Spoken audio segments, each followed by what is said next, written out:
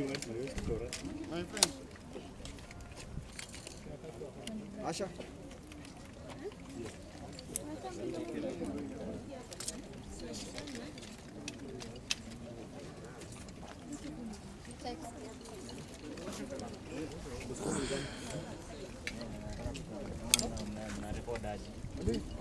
Enda kwa kando. Enda kando.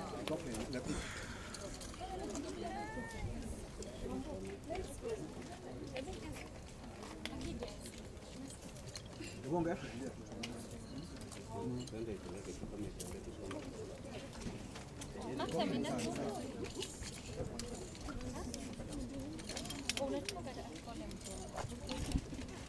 Okay. Sawa.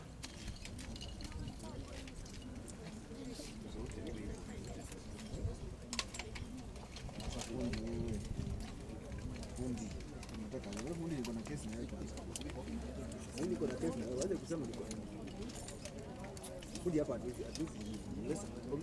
Ona hivi hivi kuja hapa chini. Kuja tu.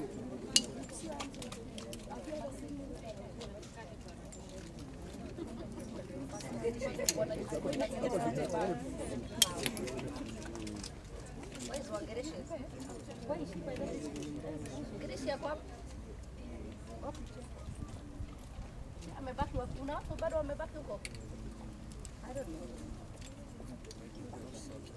Most likely, yes. Get for us the chair, the whopper. The other members who are left up there, tell them to come.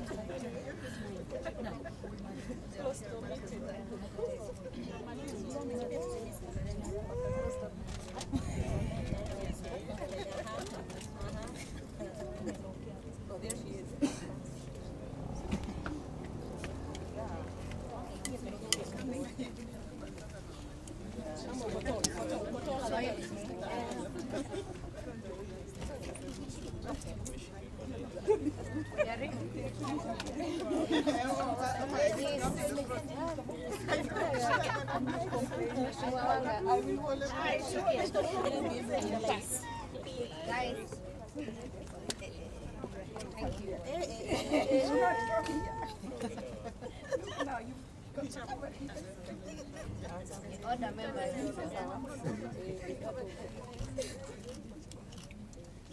Kwanza kuandika noisemaker sasa.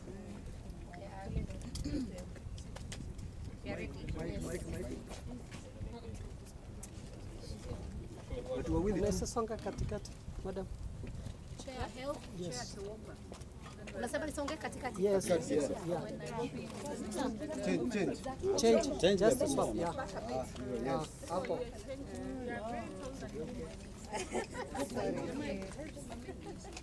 It's okay. Yeah. Yes. So we just want to give you a brief from where we left in the morning. We are members of the parliament, both senators, members of single constituencies, and also we first came as women, and the people who take care of the patients, and we've also talked to the management. And from where we began, the main concern here is matters of security for the women, and especially the ones who have their children, their infants in the new born unit. We went with you and we found out that truly there is a concern about the security, but we have done recommendations to the management.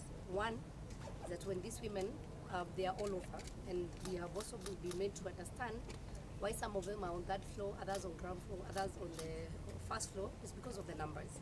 There's one ward we have gone, and instead of hosting 18, they have 93. That means there's congestion.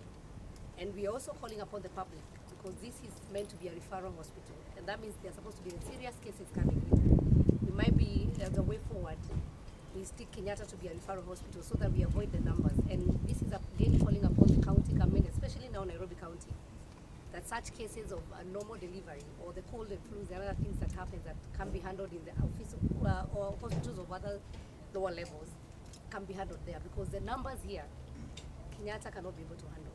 We have seen some women sleeping on the floor, and especially the ones that have been discharged and their infants are still at the newborn unit, and then they are not able to leave their children here. Basically, they're supposed to go home and leave the children and maybe coming, but it's not possible for a woman who needs to breastfeed 4 times in a day and 4 times in a night to go and come back. And so that is why we have found that some of them at night they're given a mattress, they sleep on the floor, and even during the day they're just hanging around. And we have also made a request to the CEO as the members of parliament. We have seen an extreme 10 cases of the women who have been detained here, and their time to go home, their infants was ready. We have requested her to let them go home, and she has accepted that 10 of them, they will be allowed to go home today. Secondly, we have also requested the security to be escorting the women as they go to breastfeed at night, because they have to go for that routine. The hour that every other woman is afraid is at 3 a.m. and they have confided with us. There's a word going around, 3 a.m. everybody is scared. The women we spoke to, they actually said the issue of the people carrying the dead bodies is the fear of interacting with the dead bodies. So when they hear the trolley, they run away. They said it's not a daily thing. And they said actually one of the cases that one of the members interacted with one of the mothers, they said someone was threatened by a male patient who has also been discharged and have overstayed here. So as they overstay here, they also come to know each other. And so I think the hospital should also address the issue of the patients who have been discharged to go home but they cannot pay and they are retained, so that there's a specific place. We have also recommended, maybe in the future, this is not something can be done now, and we need maybe a mothers and the children unit. And also for the mothers who have been discharged, they need a place where they can be staying and a secluded place. A quick way forward is for the room just adjacent to the newborn unit to be reserved for those mothers, so that they don't have to walk from that floor, from first floor or whatever floor to come to the from the newborn to come and breastfeed their newborns. I think the other issue that we have looked at is the issue of the beds, cleanliness. Those issues came up. We have also raised the issue with the management, where a mother stays with a blanket for long, and same reason, congestion. But I think something can be done. The issue of warm water, where especially the women who have undergone through cesarean section, they don't have access to warm water. We have raised that issue. That's something we have picked up from the women we spoke to, and they've also said they're going to address the issue. NHIF, we have patients who come here who are referred, and so they are not able to be covered by NHIF, because where they got their baby, they were covered there. When they come here, it's a referral. And we are calling upon NHIF, first and foremost, those ladies, majority of them who do not have NHIF, they cannot be referred to go to an office that is somewhere in the vicinity of the hospital.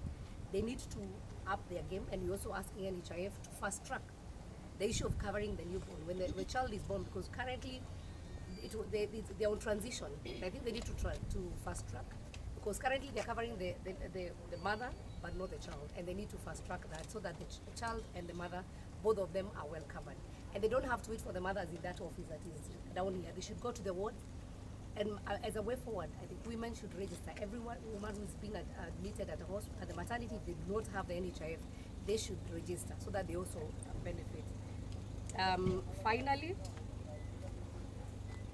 the issue of security. We have gone to the security room. We have seen what they are doing. I would say it's not the best, but they have tried. And as a way forward is that they need to enhance the security system in this hospital. I think I want to get to that. Let me conclude by saying we came here as women leaders who are leaders, and we came especially because of the issue that was circulating on social media. So what I would like to say, I was sticking on that line, is we have had a very lengthy talk with the CEO, and talked especially about the issues that have been raised.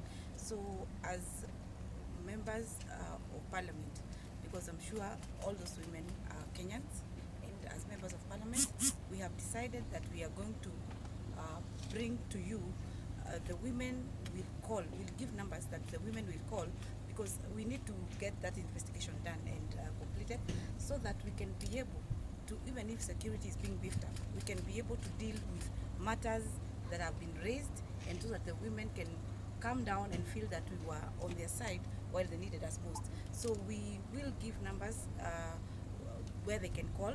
We are asking if they can come to the Kukeopa offices at Parliament near Sako, Harambe Sako Plaza. They come there and ask for mercy, and they can have their details taken down. They can give their accounts, so that this can be investigated and matters taken according to the law, because we cannot just leave it at that. So anybody out there who feels, who has been here and feels the incident that happened violated them, kindly, you can go to our Kukeopa offices, you will find mercy, and you will give your account, so that we can be able to get to the bottom of this. So I want to say thank you very much. We have agreed with the CEO that the security will be beefed up, the women will be taken care of, and everybody can know that Kenyatta is going to be very safe for them to come. Thank you. When you went to visit to the CCTV control room, can you just tell us exactly what you saw? Are all the areas of concern for the women actually covered by the CCTV? Yes, they are, and I would like to say that they are in their first phase. So let us give them time to complete. But, well, the CCTVs are working, because we're able even to say that if we could watch from December and from other times. So I think it's working, and while they complete it, I am sure now they understand the areas that they need to focus on mostly. So we talked about that too, because it's a security area. I cannot divulge so much information, but I can tell you that we have asked them that they make sure all the areas mentioned, or areas that the ladies are saying were not, they were probably accosted by anybody. That is where we have told them, please make sure that the lighting is very good, because lighting is also a problem, that the lighting is very good, and the ladies are escorted every day. So I think we are going to be able to move forward from here.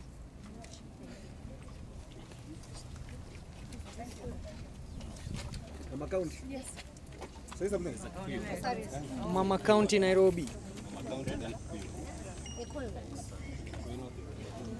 It's okay, I will. Okay.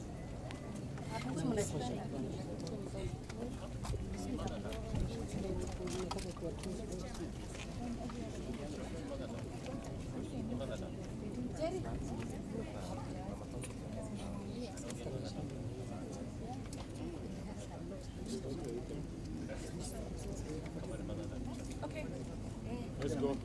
Okay, so basically, I'm very happy the way all the women came forward today. We're also happy when the public comes out and talks about issues, because these are public institutions, but we also have to guard and be sure that when we're condemning or criticizing an institution, we back it up with a lot of facts. Now, I know that when it comes to gender-based violence, rape and sexual assault, a lot of women will feel a bit difficult to come out. There is a number 11995 and an office in Teleposta House where a woman can go and report and actually get protection as well. So if you have were the victim, you know, and it's important that you also report almost immediately, because evidence needs to be collected, etc. So what I'm trying to say to women, we've got to come out and be bold and speak out when we're being sexually harassed or sexually abused, or when we suffer gender-based violence. Now, Kenyatta being a public institution where women are admitted, and it's not just maternity women, we've got women in all the wards. So we're not just concerned about the women that give birth, we're concerned about every woman, every child, every man that is admitted in the hospital being safe, you know, getting the best treatment, and because they're in that vulnerable state. And we're happy that we were welcomed well, we were allowed to go through the entire hospital.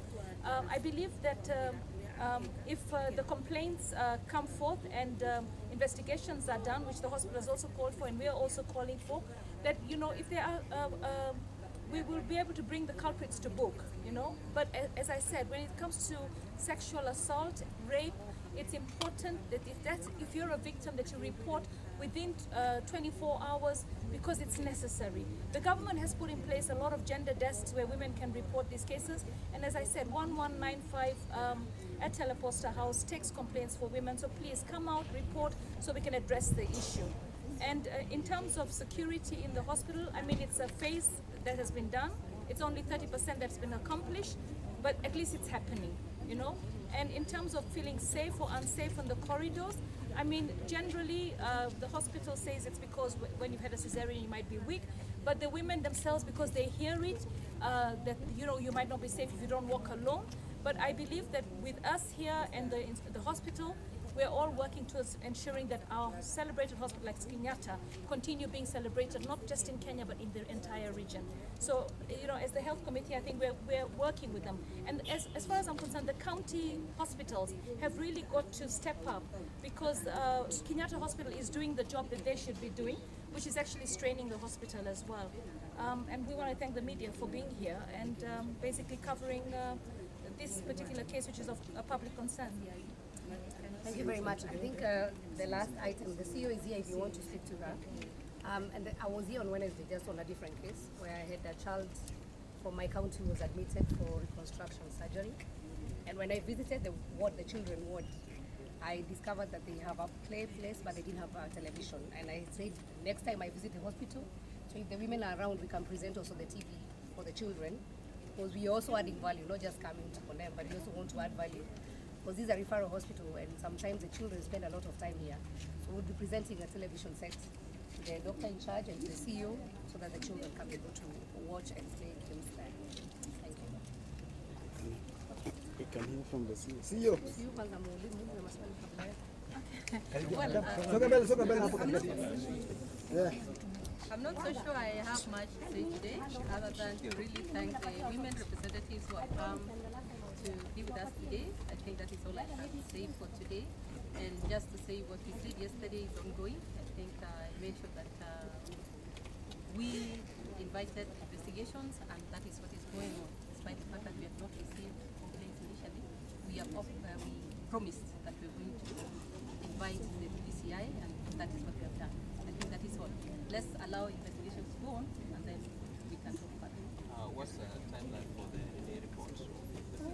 Unfortunately, the DCI may be able to give that, but of course the internal one we told you that we're going to get to the CS by close of business.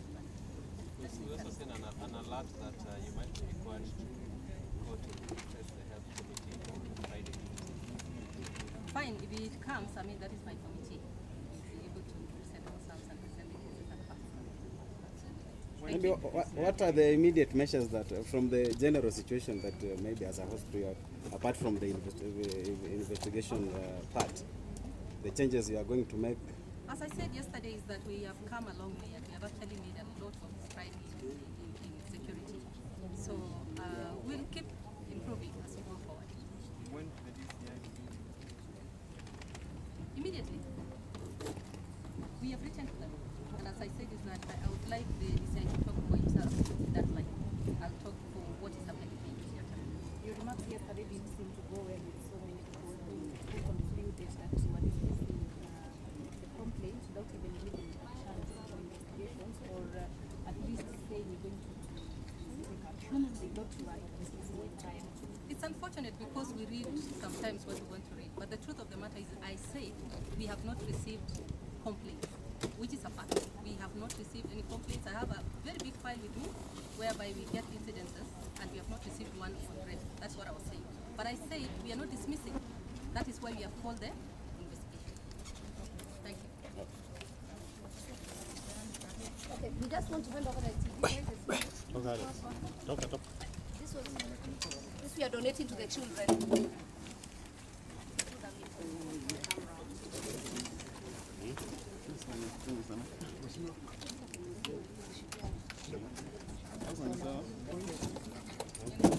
Hapo ni sawa.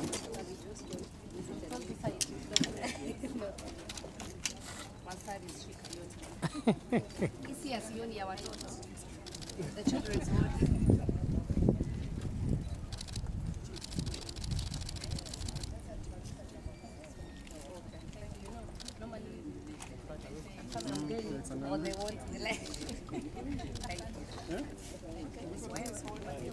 Saidieni hapo. So it's basically To that wall.